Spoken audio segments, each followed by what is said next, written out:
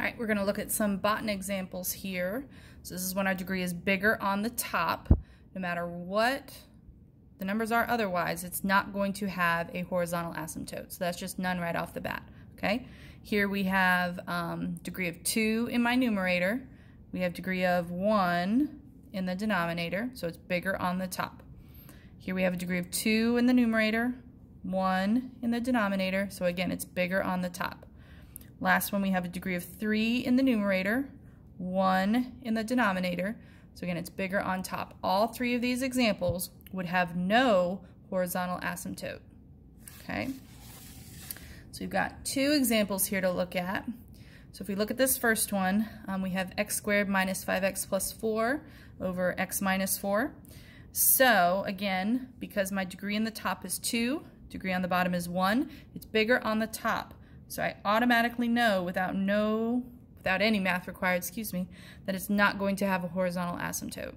Okay, so now we want to work on seeing if we can simplify. So my numerator would factor into x minus 4 and x minus 1 all over x minus 4. Okay, so for my points of discontinuity, we're going to have an issue when x is equal to 4. So we do not want x to be equal to 4. That would make 0 for my denominator, which is not a good thing. We would be undefined. Okay, all points of discontinuity either create a vertical asymptote or a hole. And since I only have the one point of discontinuity, that's going to mean I have one of these things but not both. Okay, I can cancel out that x minus 4, which means it creates a hole. So for something will give me a hole. I am not going to have a vertical asymptote because I don't have a fraction remaining. I don't have a denominator. So I don't have a factor that isn't canceling out. My only point of discontinuity is going away. Okay, so in terms of finding my hole, if I plug 4 into my simplified form, 4 minus 1 is 3. So we would have a hole located at 4, 3. In terms of oblique or slant asymptotes, because this just simplified to be a nice linear function, I would not have a slant asymptote, so I would not have to find that.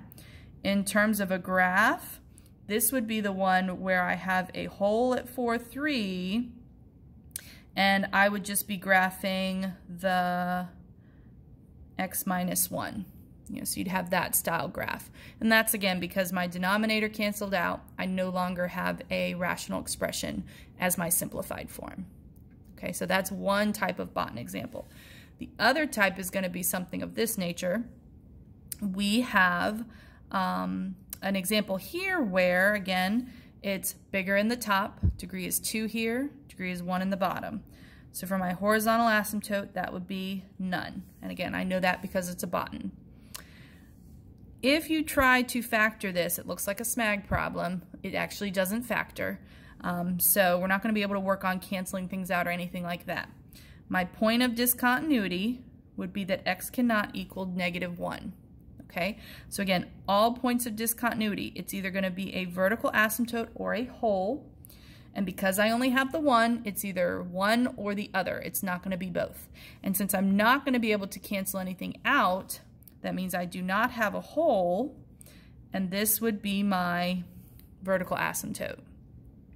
Okay, now in terms of oblique or slant, the BOTNs are the only examples where we need to check for that, and we're going to basically do synthetic division to figure out what that slant asymptote is.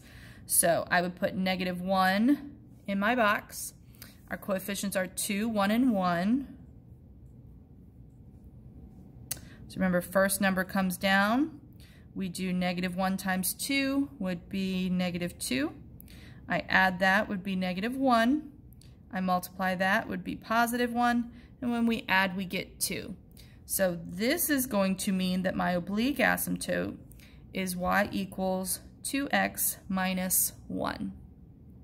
So again, I got that information from this piece here. The fact that we got a remainder, that just helps us know that we do have an oblique asymptote. If I had gotten a remainder of 0, then that would have meant that this should have factored and I should have been able to cancel out that x plus 1. Okay, so again, in this first example, I didn't need to do the synthetic division part because we got that factor to cancel out, and I was just left with something linear. This one, we weren't able to cancel out that denominator, and I'm left with a fraction as my overall function. Okay, in terms of graphing, let's see if I can squeeze it in here. So we would have a vertical asymptote at -1. So we would go left 1. Then we have to plot this 2x minus 1. So you would start at -1. You have to go up 2/1. So you would get something of that nature. Okay, and then you would figure out your points to graph from there to get the rest of your graph. Okay, so those are 2 BOTN examples.